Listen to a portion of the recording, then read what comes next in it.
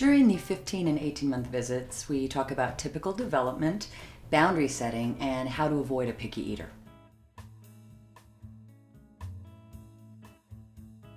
In terms of development, most toddlers are now walking pretty steadily. Some of them will even run or jump at this age. In terms of language, they're going to know 2 or 3 words besides mama and dada. We would expect pointing and showing that they have some kind of comprehension about what you're saying.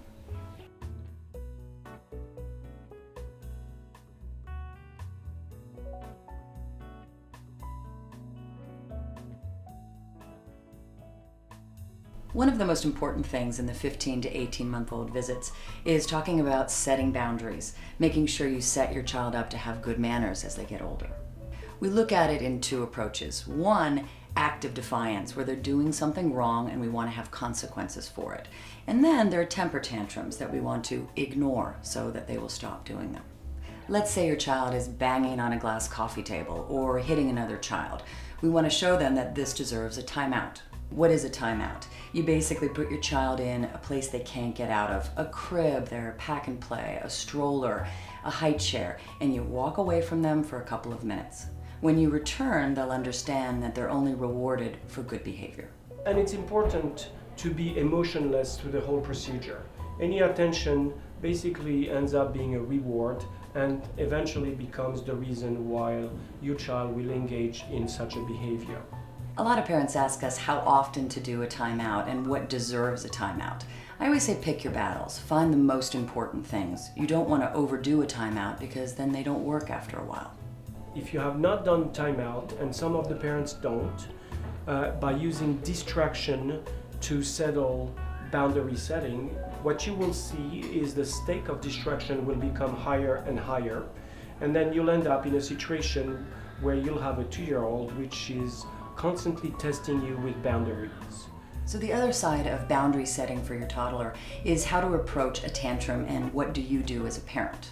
A temper tantrum is exactly that. It's unreasonable, it's dramatic, it's meant to get attention. So if you give attention to a temper tantrum, you'll see so many more of them. The whole point is to ignore them, and then the child realizes they don't get rewarded for that kind of behavior.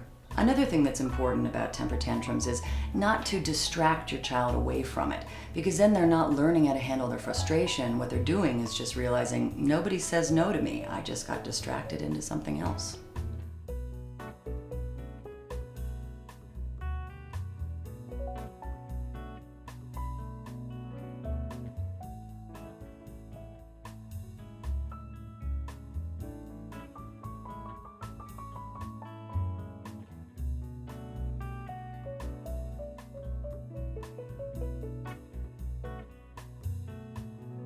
In terms of nutrition, hopefully your baby is now a good eater.